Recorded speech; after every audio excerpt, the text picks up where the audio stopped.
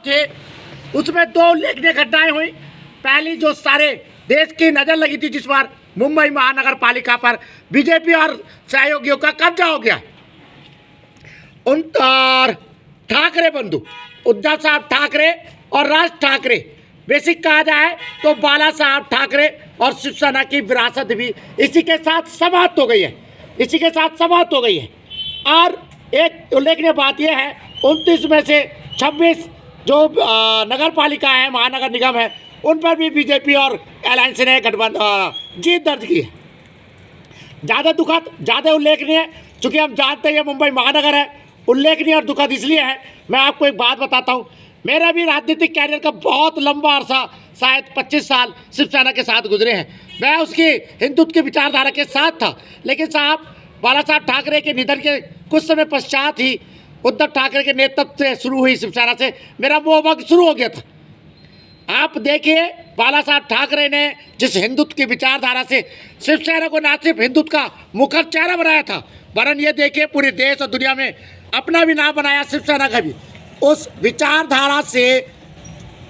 विचारधारा को त्रोहित करके, ना सिर्फ त्रोहित करके, बल्कि उसके खिलाफ कट्टरता से खड़े होकर उद्धव ठाकरे ने शिवसेना और बाला साहब ठाकरे की विरासत और विचारधारा पे अंतिम कीला ठोक दिया ताबूत में।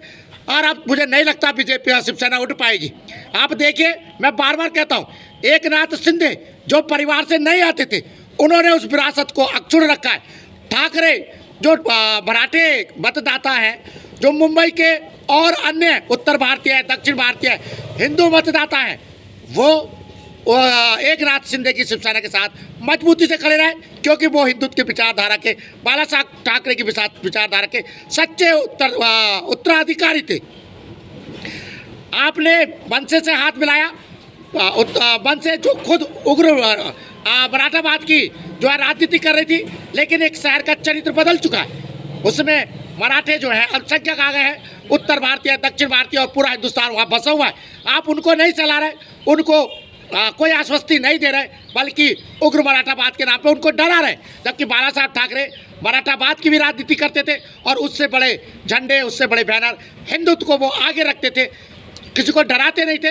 तो वो हिंदुत्व जो है हर प्रांत के लोगों को शिवसेना से, बाला साहब ठाकरे से जो है जुड़ाव देता था, जिसको उद्धव ठाकरे ने ध्वस्त कर दिया। दोस्तों, शीर्षासन धरना आप जानते ही लगातार जारी है जनहित याचिकाओं से। जनहित याचिकाओं के लिए मैं एक बार फिर दोहरा दूं, जनहित याचिका स्कूली शिक्षा में जाति सूचक शब्दों में कड़ाई से रोक, अम्बेडकर जी को आधिकारिक राष्ट्रपिता घोषित किया जाए, गौतम अदानी, मुकेश अंबानी और रतन टाटा जी को भारत रत्न दिया जाए। यूट्यूब चैनल आप जानते हैं सत्यप्रिय सक्सेना के नाम से लगता है, बढ़ाइएगा, सब्सक्राइब कीजिएगा। तो ये मुंबई महानगर चुनाव, महाराष्ट्र के चुनाव दो बातों को बताते हैं। एक, विचारधारा को त्रोहित आप कभी नहीं कर सकते।